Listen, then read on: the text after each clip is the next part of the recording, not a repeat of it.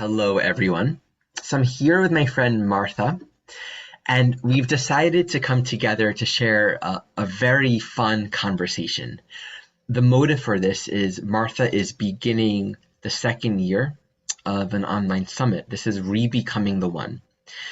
We want to talk about that, but we also want to not just talk about it. We thought this would be a fun opportunity to teach about something that we're both interested in. So we wanted to make this a unique experience for both of us that we would enjoy sharing with all of you.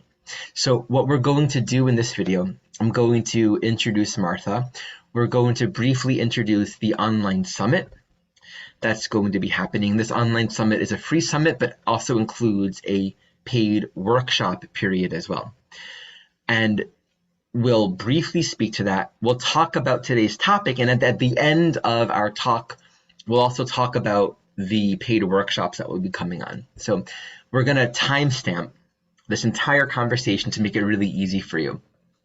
The topic of our discussion today is going to be on how we learn astrology, the ways that we learn astrology. And it's a very interesting conversation. And when we were talking about it, I got really excited because both of us, and I think this is true for anyone that's studying astrology, we both have stories and very unique personal experiences that I imagine we wouldn't think to share on a day-to-day basis because it's not a conversation one tends to have, right?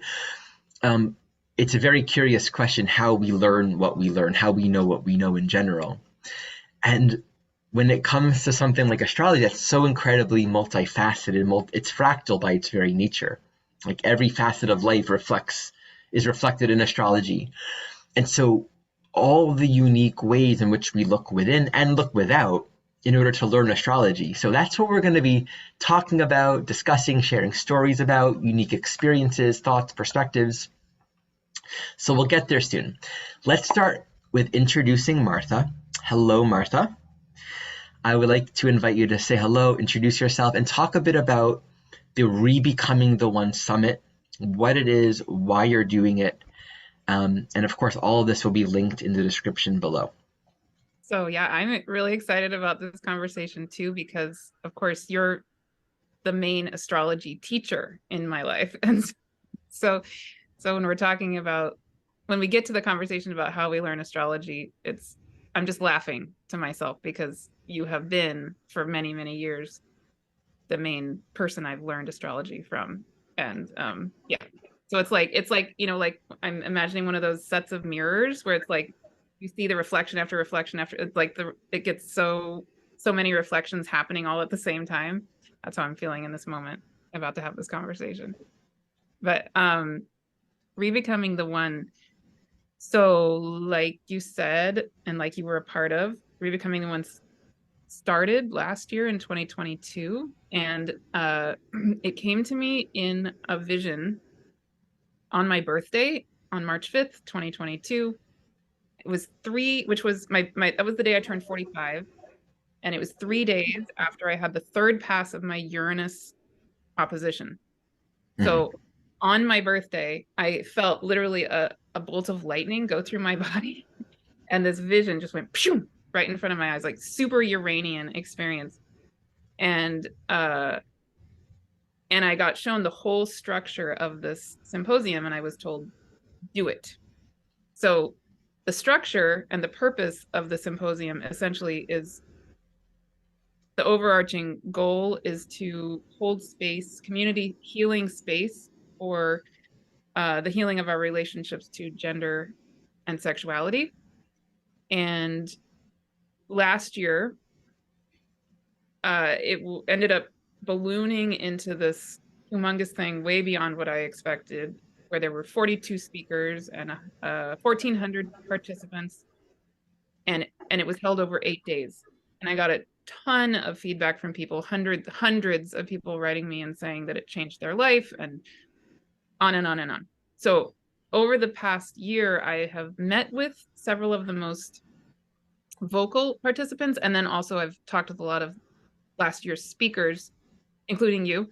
And I got a lot of feedback, especially from the participants who said, please do it again. please have a little less content, but more time for it, so we can integrate. And also the sense I had was that it was meant to be much more interactive. So, there are a lot of summits out there where the format is that there are a bunch of talks and you maybe have 48 hours to listen to them. And then if you want more time, you buy a VIP package and you have more time. That is not the way this is structured. The way this is structured is that it's like, I'm almost hesitant actually even to use the word summit. It's meant to be, it is a spirit directed collective healing space. That's really what it is. And so I would call it more of like a earth spirit held conference. I don't even know what words to put, but this year it's going to be held over an entire month, the whole month of June 2023. There are going to be more than 30 free talks over the course of that month. And then, like you were saying, there are going to be optional paid workshops and a couple of healing sessions that people can choose to pay for if they want to support the project and if they want to go more deeply into any of the topics. So the month is going to be broken down by week, and the weeks essentially are going to be 1 week on the divine feminine, 1 week on the divine masculine, 1 week on the divine person, which has to do with like conversations around the non-binary, gender fluidity, transgender realities and needs, things like that, transgender youth needs. And then the last week, which is where your talk comes in, is going to be called Bringing Us All to Wholeness, Rebecoming the One.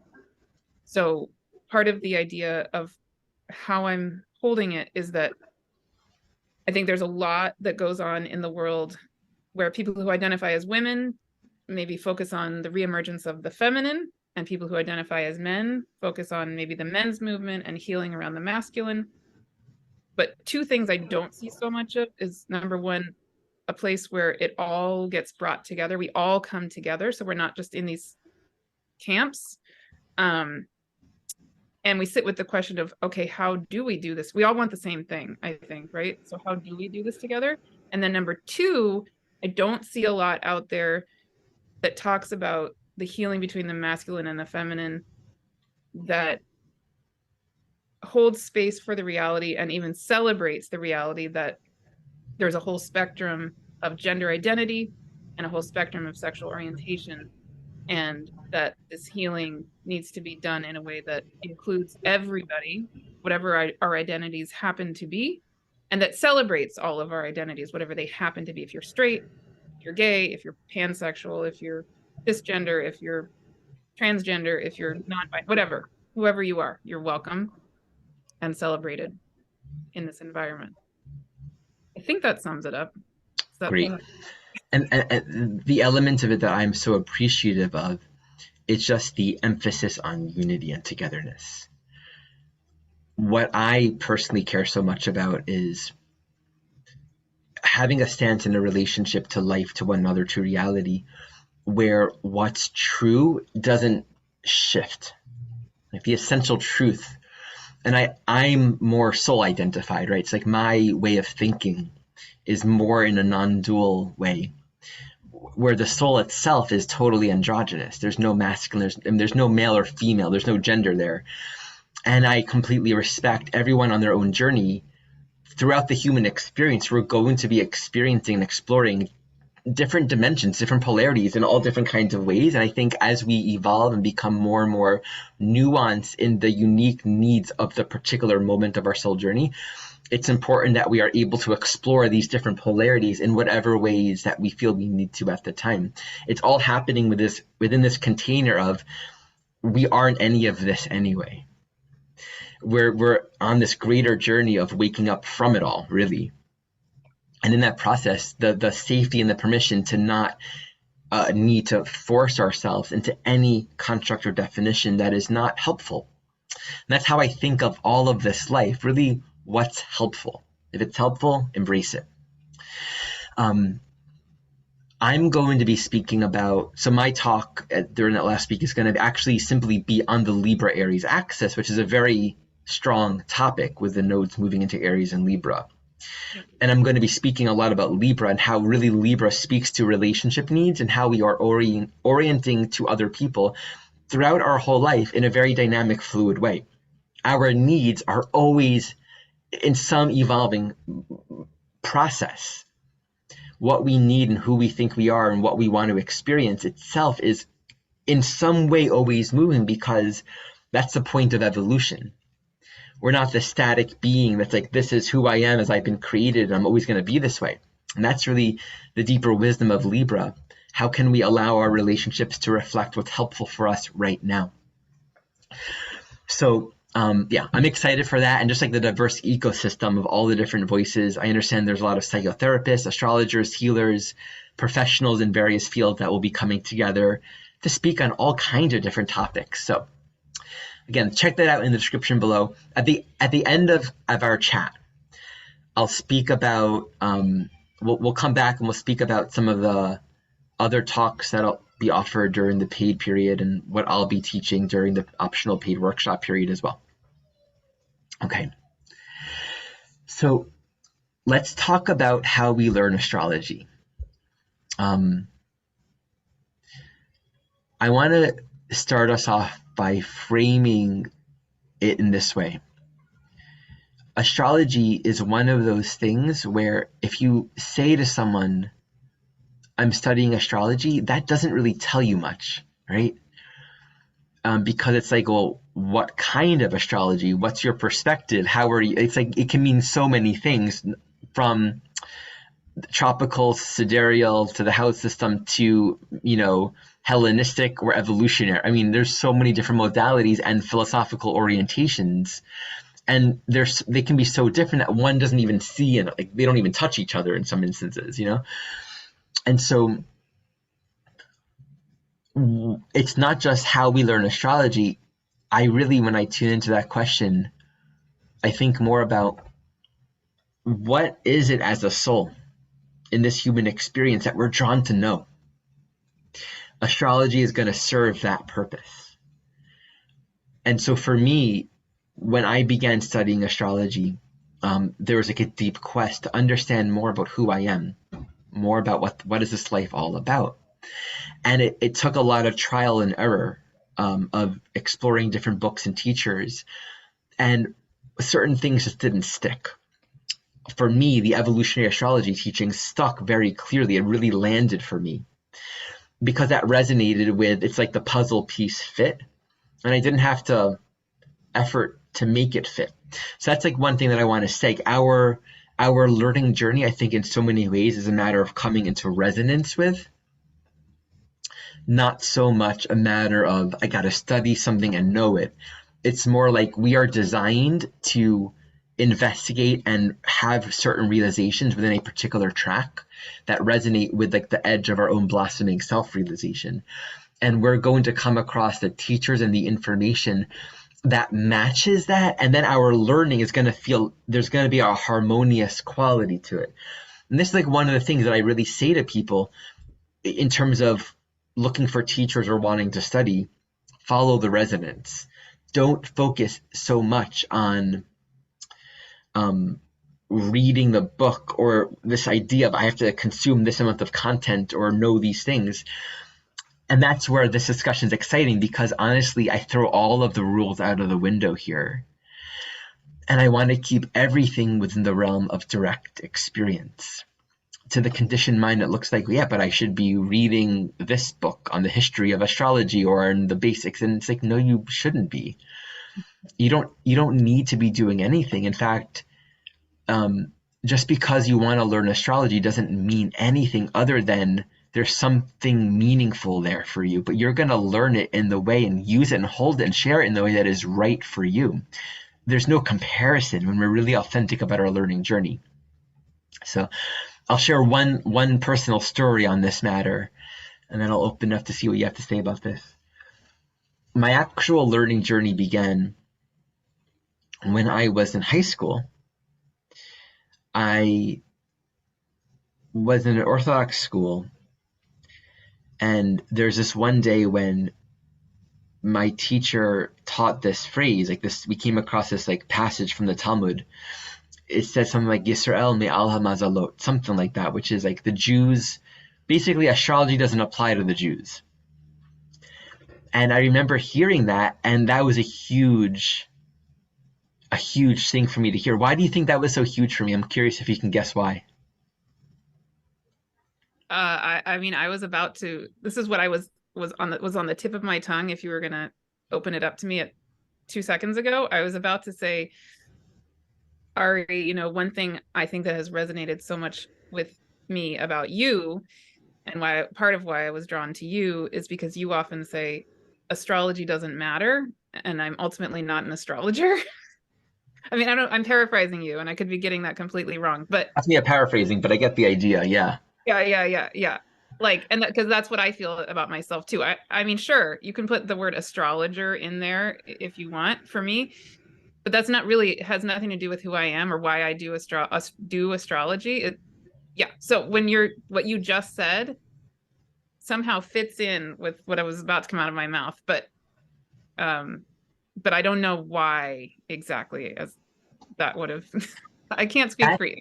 and was exhilarating to me because it told me that in my Jewish tradition, the rabbis validated that astrology is real. Like I didn't Oh, care about the like it doesn't apply to the Jews part. I'm like, whatever, that's weird. That feels very it was like, but that means it's real. Right? hilarious. It's like someone saying to you, "Oh, don't worry, the boogeyman isn't gonna hurt you." Boogeyman's real? What? Right? It's different than me hearing that like the ancient rabbis said astrology is not real, right? You know what I'm saying? Like it's validated. It wasn't even just like other people practice it. It's like it doesn't apply to the Jews. Like what?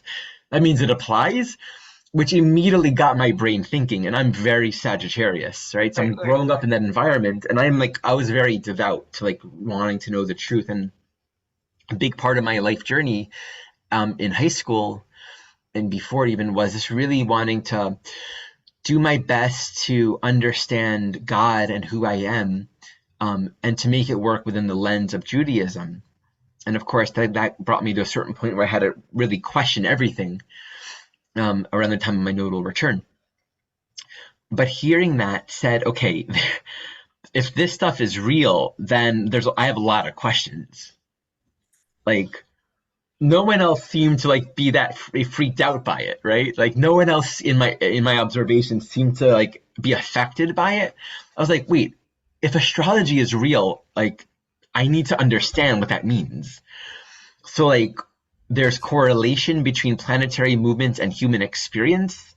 What does that say? Now, I don't remember I don't remember when I learned that I'm a Sagittarius. I'm sure I just osmosed that knowledge at some point, but I also remember identifying two other boys in my class who were Sagittarius, and I was able to recognize the commonality.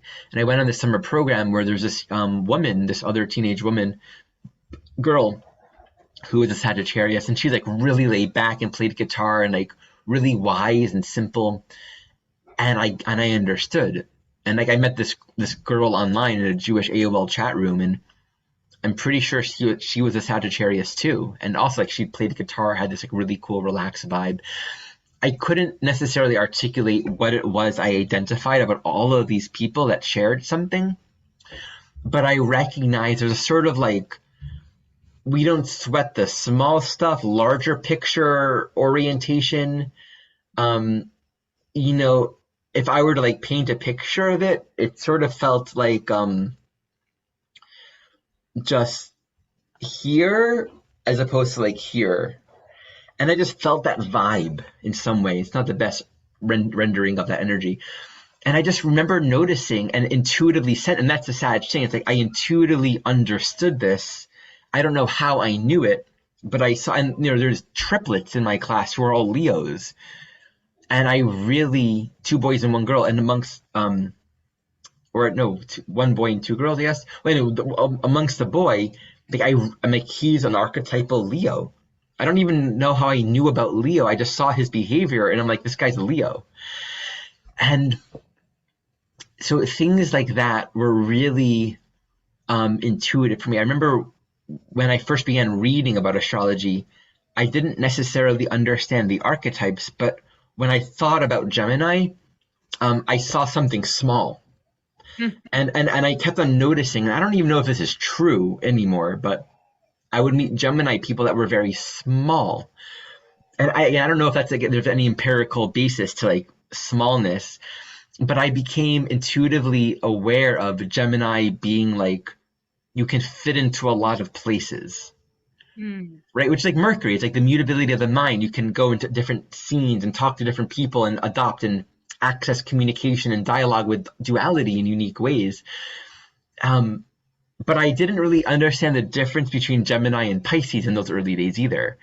So there's like this beautiful beginner's mind, freshness to like a sensing of everything that I knew was real before I even really learned what it meant.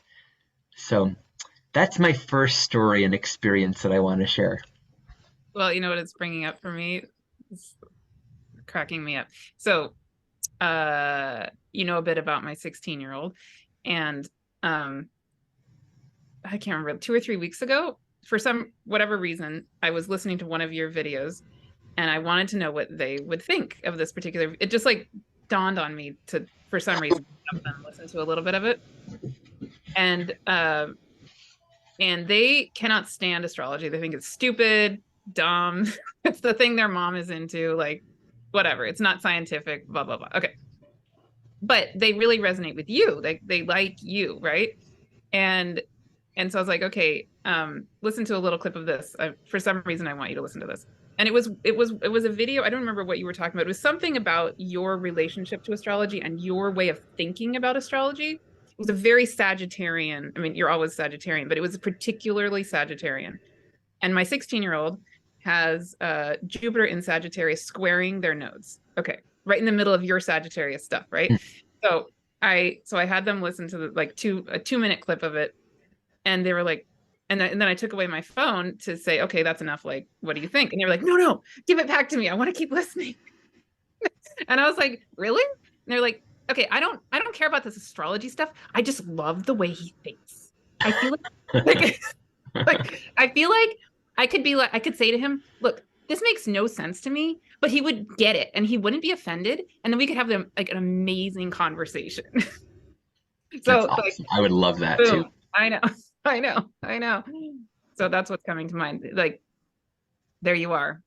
The teenager, like clearly something is going off in there for them, right? And yeah, some intuitive thing is rising. But they're not willing to admit the interest yet because it's something their mom Sure. isn't. And that's so great too, because it's also that state before we've learned, you know. I've been listening actually a little bit to I keep on forgetting his name. The creative guy. He wrote a book on, you know, he was like the musical producer for a lot of famous artists.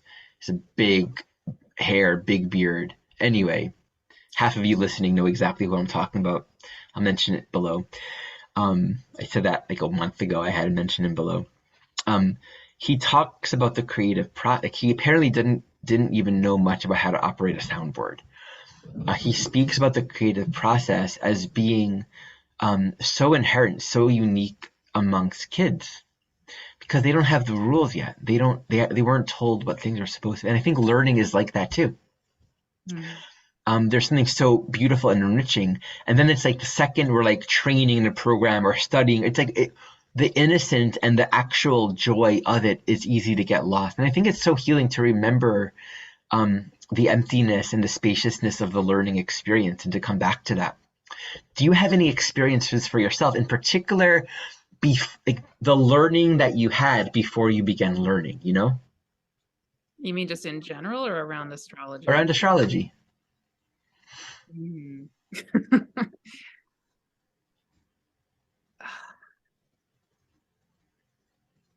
I mean, honestly, nothing in particular is coming to mind. What I'm thinking of is that when I was in college, that was when I first got introduced to astrology, and I was waking up to all kinds of things spiritually at that point. And then I went down like the left brain version of learning astrology, and then I learned that there are multiple ways to calculate the zodiac, and then I got totally turned off to Mm, it, and I was like, forget about it, it's not real.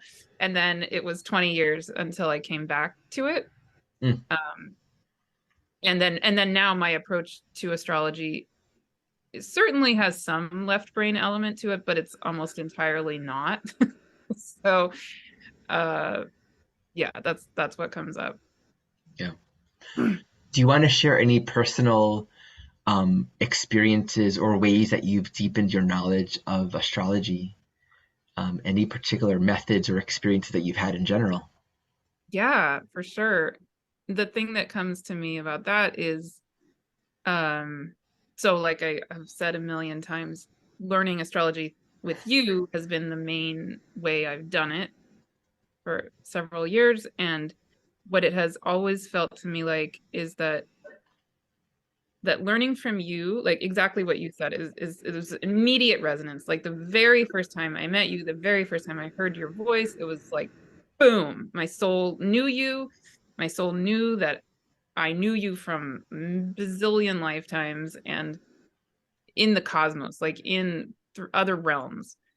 So it was like it almost didn't matter what you would say. It was just like it felt almost like a drill going deep into my soul, just like through my heart to the very depths of my soul. It was like it was re-grounding me, re-rooting me into something I think I've done forever. But also over those years, I've, as you know, on a personal level, I've also just had this humongous unraveling on all kinds of levels, and you've also played a role in that too. So the learning of the astrology and my soul growth were hand in hand, which is probably, I think, the point and part of why I was drawn to you, because that's how you hold astrology also, right?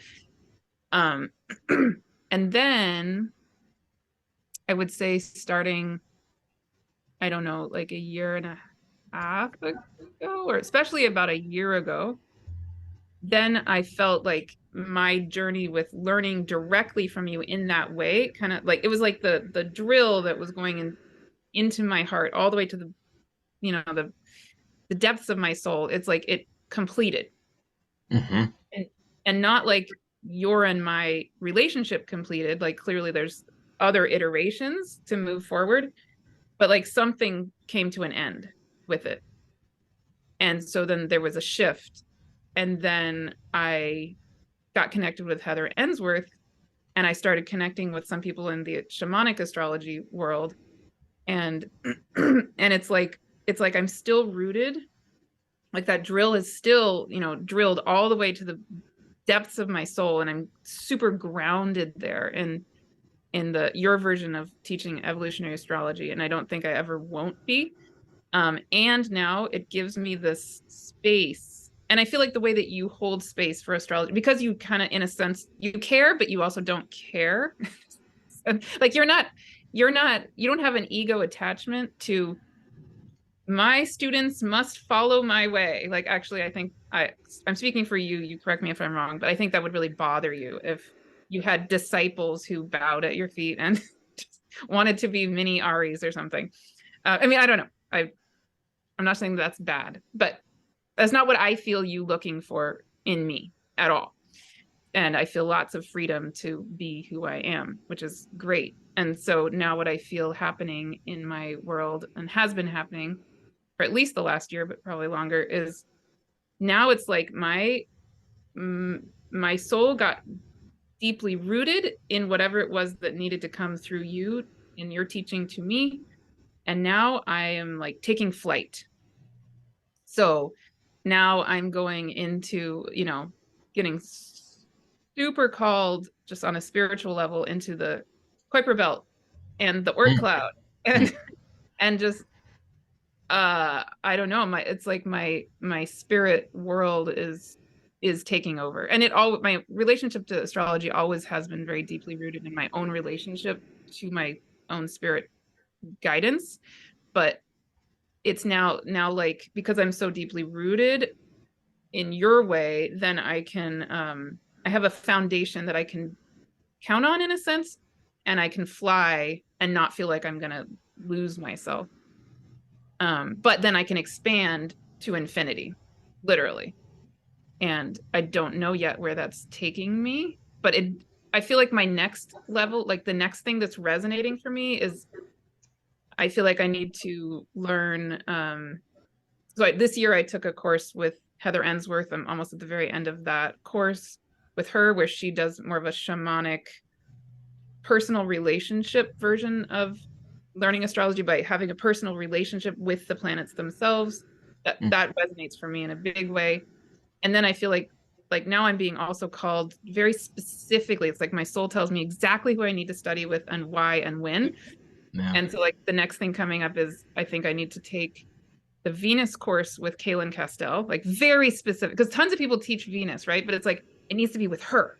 Like, why her? I love her, but like I love all kinds of other people teaching the same thing. So for whatever reason, I think it's meant to be her. And then I also feel like the next part of my learning is, I really need to know the stars, like the actual stars. Like I was chatting with Gemini Brett yesterday, and I was like, am I meant to take it with him? I don't like I was feeling like with that compass in my soul, in my heart, in my being, like, is it supposed to be with him? Is it supposed to be over here? You know, I don't know. Like, where is that? Right. I'm trying to find, it hasn't gone ding, ding, ding yet, but I've got the ding, ding, ding with Kaylin with the Venus thing. Right. And then I know you have something coming up this summer where I'm like, ding, ding, ding. Yes, I'm supposed to do that with Ari. Yeah. So What a great sharing, because I want to highlight a couple of things from what you just spoke to. Your personal journey with studying astrology is an example of open-mindedness, because you didn't come into it from this agenda. Like, it's never really been for you about, I need to become a professional astrologer, or I need to make money doing this, or and not that that's wrong, meaning it's simply matter of fact that hasn't been your orientation. It's sort of been a guidance and a draw. And it almost makes me think that, like, it's not really about the thing that we're studying, it's the way that we're studying it and whom we're studying it with, or whom we're learning it from. Or like the content and the presentation of the content is like the sacred marriage. And that there's some sort of like a relationship and sharing and osmosis that wants to happen within your own soul. And for you, and knowing you, and from what you shared here, it feels like it's inclusive of astrology, but also is not necessarily like going deeply in a particular paradigm, but there's relevance to it. It just makes me think about how there's so many ecosystems out there, you know, like there are forests that are very much about certain species and very what they are. You know, I'm saying I'm not giving a good example.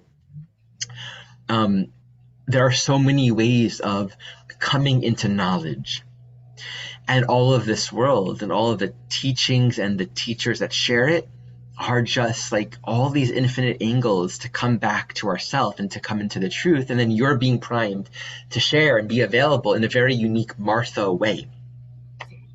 A lot of people come to me and they're wanting to study, or there's like a very common disheartenment, especially once we get into more left brain things. And it's like the innocence of the beginner's mind is like, oh my God, this is really hard. I don't understand how to interpret Jupiter sesquiquadrate to Mars. This is like so confusing. Like, I got to read these books and like how to, you know, I mean, I do, but no, you do. Or like, it's such a common dynamic. And I'm so reflective as a teacher about how I can be presenting and sharing this information in a way where it's inviting my students to stay in a place of openness and curiosity and relaxation, where the soul calling for knowledge, where the soul calling for direct experience and direct insight is at the front of it all. There are astrologers out there that don't work with sesquiquadrates, right? There are astrologers out there that don't do a lot of the things that I do, or do a lot of the things that I don't do. So there's something about the authenticity of our path that extends to how we're learning astrology or the extent to which we're even studying it. I really want to validate that. Follow the resonance of whatever you're drawn to. Like, it's like mechanics. Yes, I need to learn from this teacher. I thought I had nothing to do with mechanics, but that kind of feeling, that sense, there's something there. And in a mercurial way, like everything connects to everything else. All information is interwoven ultimately. It's like when you learn one thing about one thing, it does benefit and serve our learning of some other thing as well. Life is interdisciplinary from a Mercury perspective.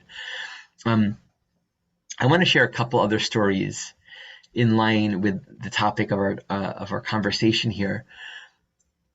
So there's a time in my life, again, when I was so for me, I got really into EA, and I'm an example of someone where when it comes to my astrological studies, there's a little bit of time in the beginning of searching, but when I found EA and those that I've studied within the Jeffrey Wolfe Green EA paradigm, that became my sole practice.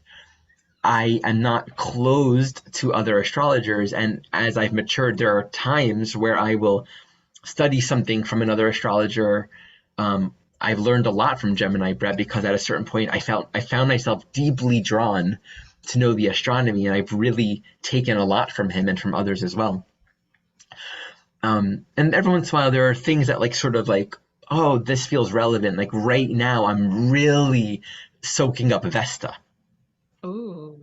I never thought I would be studying Roman history, but I've become interested in Roman history because not that we can understand the asteroid Vesta through Roman history in its entirety, but it reflects some aspect of Vesta. I'm really drawn to learn more about Vesta pre-Roman history. Yes. What was that archetype, right? The Vestal virgins that were chaste, right?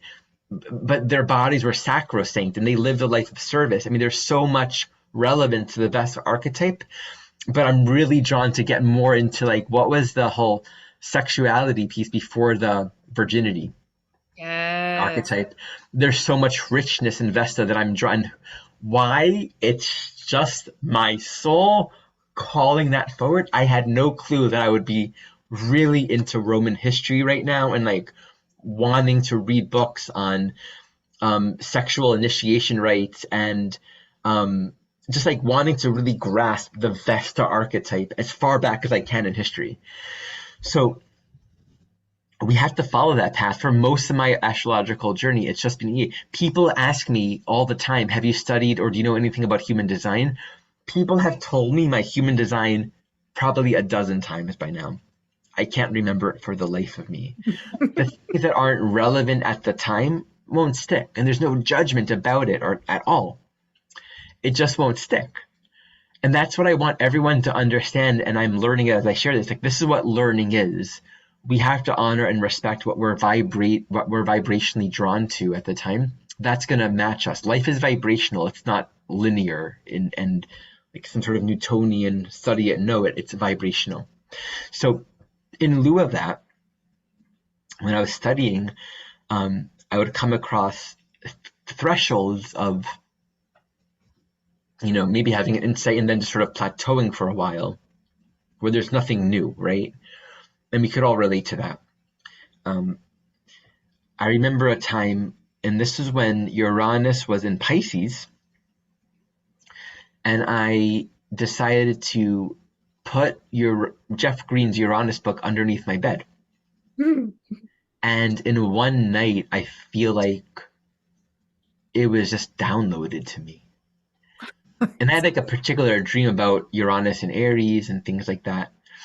But it just, and it's not that I even can say that I woke up saying I knew anything, but the receptors for knowing were opened up, And I've had experiences like that where many years ago I dreamt that I can do a headstand, and prior to that point, when I was practicing yoga a lot, I wasn't able to do a headstand, and after that dream, I was able to do a headstand. You hear a lot of experiences like that where something happens on the inner plane, and there's no preparation for it. You didn't have to do anything, read anything, do anything with your body, something on an internal space was opened up, and then the physical reality just follows. I can share many experiences of listening to other spiritual teachers and then really grasping Uranus more deeply, really grasping Neptune more deeply, really grasping Pluto more deeply. And that's where I think astrology is actually best as an interdisciplinary study, because we're looking at life. We're looking at just the intelligent design of life itself. So the more we learn about anything, the more we're going to be learning about planetary functions innately, because the planetary functions are reflected in everything and anything. So, reading Marshall McLuhan and understanding much more about Mercury, listening to Adyashanti and hearing him speak about the unconditioned mind, or reading Krishnamurti, right? And just grasping more, oh, this is what Uranus is about. Mm-hmm. And then just having our own personal spiritual experiences. One of the deeper ways that I've sort of just like come into direct seeing is with plant medicine. And this isn't something I talk about very much, but on these deeper journey experiences in working with plant teachers, for me, now this is a funny thing, Martha, because I don't hear voices. I don't hear, like, no one's coming out to talk to me. I never, I don't ask a question and hear an answer. My personal experience is sort of inner insight. And it often comes through the vibrational dance of coming back into the moment and getting it, getting this present moment again. And then other thoughts are sort of clarified in that way. And there's been so much of that when it comes to astrology, and the simplicity of seeing all of it as a direct experience. And this is where I come back to the EA teachings too, because the EA teachings, in my experience, really reflect direct perception and direct experience of Jeff Green articulating it. People who haven't had these experiences, it's very easy for it to become a religion or a dogma. And I don't want that ever for myself or for anyone. I simply often have the experience of almost unintentionally and accidentally, which I think is how it has to be, coming into a direct insight and then understanding the nature of things, grasping it. And then I can go back to the teachings and I'm almost reframing or reworking what he wrote in a way that reflects my new expanded understanding of reality. That's a part of the deep value that I find in EA. It's one of those things where it keeps on revealing itself as I deepen in my own experience. Not to say that I necessarily always agree with everything that's ever been taught within that paradigm, but the essence of it is something that I find is just continually affirmed and clarified through my own direct experience of reality.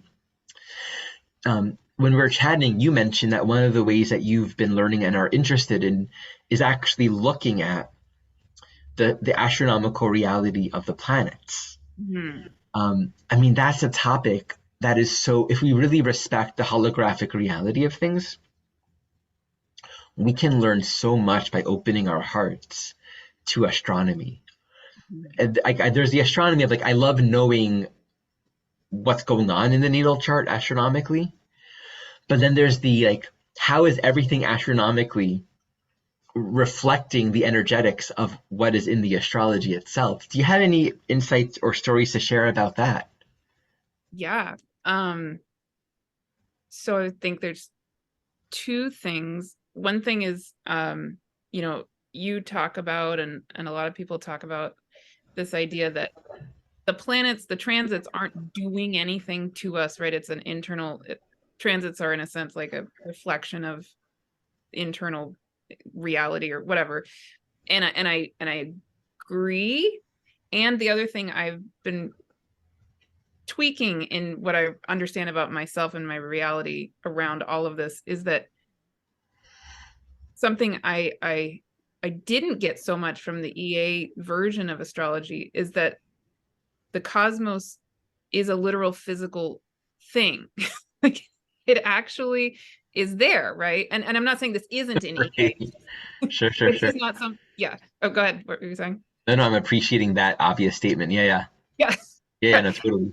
Right. So and maybe it's because most of my learning came through you and you're so Sagittarian and so whatever. But it took me a minute to be like, wait a second. Saturn is a planet in the solar system, and the Earth is a planet in this. Okay, like I oriented myself to this physical reality. And then when I was doing that, I realized, wait a second. So I'm also an energy worker, a body worker too. Like I was a psychotherapist, I was a body worker, do a lot of Reiki, craniosacral therapy. So I think in terms of vibration a lot, which I know you do too. And so I was thinking, okay, so of course we know the moon has physical effects on the earth, and we can see that in the tides. Like that's the most obvious version of that, right? And we know for a fact that the light of the sun has effects, physical, blatant effects on us. Okay, so everything is vibration. So clearly there has to be a vibrational relationship between us and anything in existence, which would certainly include all of the planets and all of the asteroids and all of everything in the solar system. So on the one hand, I agree that like I don't like the way of naming a transit as being something like hitting me. At the same time, something that's feeling really important to me is also the reality that there is a vibrational relationship of anything and everything. So when there is like Jupiter just entered Taurus and blah blah blah, um there is a vibrational thing happening in physical reality. And so that's number one that feels really important. But then also what's so cool, and this is something I dove more into when I've been studying with Heather Ensworth this year, is she teaches a lot about the physical being of each of the planets. So for like Uranus is my favorite example. Mm. um so we think of Uranus as having to do with change, like radical differentness or something, right? On a certain level. And I think you would say, and I would say, that really Uranus is about aligning with the intelligence of the divine, or the energetic of the intelligence of the divine, or something. So it's not necessarily about change, but it certainly can be associated with difference or change or uniqueness, or you put it in your own words, but something like that. But what's so hilarious and awesome, and I would even call it like cute, if a planet can be cute, is Uranus. Okay, so most planets rotate on their axis. um the rotation is, I guess you could say, like parallel to the sun. So it's the same version of rotation that we have. Sorry. It's probably parallel with the ecliptic, right? Okay, there we go. There we go. That's the way to put it. Yeah. Okay, Uranus is perpendicular to our way of rotating. The Earth's. Do you see what I'm? Do you understand what I'm trying to say? Yeah. So if most of the planets rotate like this, Uranus rotates like this. That's cool. So let's talk about that for a moment, because we have ecliptic, right? We know the Earth, for example, is at a 23.5 degree tilt. So its spin is slightly deviant from the ecliptic, right? And that's the basis for our season. That's the basis for the 4 cardinal points of the zodiac, where the galactic equator intersects the ecliptic and where it's at greatest deviance. So you're saying that Uranus, just like the Earth is 23.5, that Uranus is like closer to 90 degrees Yes. I wish I had like a from the ecliptic, like, or from the Earth, something like that, right? right. So like if let's say you're the Earth, and let's pretend you're at a slight tilt and you're spinning. Yeah. Like you're like going around in a circle like this, and I decide to be Uranus and I want Yeah. to do my spin. I would need to like levitate off the ground and spin. Like you would be spinning here and I would be spinning here. Does Let me that look make it up right now while we're talking. Let's find out. Um, sense? Yeah. Uranus's spin relative to Earth. Let's see what we can learn about this. It's fun. It's like I wouldn't necessarily be researching it, right? But now we're talking, and I'm like, this is fun. Like whatever it's going to be, it's going to be so joyful and beautiful to know. Yeah. Right? Totally. Yeah, There we go. Yeah, yeah. Uranus's tilt is almost 98 degrees it's from the ecliptic. Okay. Yeah. Yeah. So Earth's tilt is about 23 degrees. Uranus is 98 degrees. So that's crazy. Yeah, That's exactly. wow. Right. And then we associate Uranus with being unique and different and doing things in the way that we haven't thought of, all these things, right? And well, here we are. That's really cool. Well, this was a fun, engaging discussion. I hope some of the things that we've shared here are exciting for those that have come this far. Thank you for watching, and let's end this video with a quick reconnect with the upcoming Spirit Earth Symposium, whatever you want to call it. The paid workshops are a new feature to what you're creating, and I just want to invite you to briefly speak to what they're about, and then I'll also share what my workshop's going to be about. Cool. Yeah, so last year the whole symposium was free, the whole 42 talk, and actually it's all still available and all still free. And when you sign up for the free this year's symposium, there's a link you can easily access last year's talks, and Ari is on there and did an amazing talk on Saturn last year. So yeah, my intention last year was that it would all be free, and still this year I hold that intention that most of it is free. And and at the same time, part of the feedback I got from myself and from participants even was, hey, you know what, this is a huge amount of work on your part and on the speaker's part, and so please have a way for it to be easy for people to support this healing space and honor your work, meaning me and the speakers, but also to go more deeply into certain things. So throughout the month of June, there are going to be a total of 14 optional paid offerings.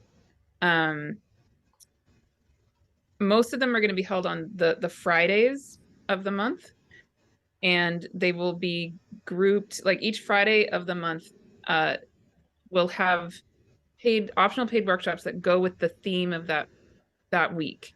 So like at the end of the Divine Feminine week, there are 3 optional paid workshops. Same with at the end of the Friday of the Divine Masculine week, 3 optional paid workshops having to do with the Divine Masculine, and so on, right? But people of all genders are welcome at all of them. You do not need to be a woman identified to come to the Divine Feminine ones. Please come to anything and everything you want. And I also have structured it so that it's a sliding scale set of options for paying, because I want it to be accessible as possible to as many people as possible. So if you feel called to come to multiple of them, or just to support this work in general, there's an all-in-one bundle option where you can get access to all of them, all 14. And that pricing starts at like $185. So if you do the math, that is very inexpensive. And there are options to pay more if you feel able and called to support it in a bigger way. And you can also just sign up just for one workshop at a time, like Ari's workshop, which maybe you want to talk about. Yeah. So I'll be doing a deep dive into the Aries Libra axis in our chart, looking at where is Aries and Libra. The polarity of Aries and Libra by itself is a very particular learning journey. The houses that they occupy are really qualifying, describing where is this learning happening, this integration between self-will, self-leadership, and how we're really learning this dance of relationship, of giving and sharing and asking and receiving and saying yes and saying no. All these really important Libra lessons. So we're going to be looking at that again, applying the transiting nodes in our own chart as well. Where is that happening in our own chart? We'll have the opportunity to look at some examples as well. Yes, and I will say I'm personally very excited about this because my nodes are in Aries and Libra. Libra, yeah, right there. Yeah, and Pluto, and in addition, right? So you're a perfect example, right? So that your free talk is on the Aries Libra axis in general, and how Pluto squaring the nodes coming up with the nodes switching into Aries and Libra, how just your general thoughts about that. But then your paid workshop is going to go more deeply into all of what you talk about in the free workshop, and will be more personalized. And yeah, So for me personally, right, like given that the nodes are switching into the same axis that my natal nodes are in, I'm going to be having my nodal opposition at the same time Pluto is squaring the nodes. So it's a really, really big deal in my personal life. And that's what you're going to be, you're not going to be focusing on me, but I'm just saying you'll be focusing on the more personal in You want general. to be a volunteer? I'm looking forward to it. Okay, Martha, thank you for sharing this chat with me. Thank you. And again, more info in the description below for the upcoming summit. That begins what day? June 1st. It's the whole month of June. Month of June. June Okay. 30th. Mm-hmm.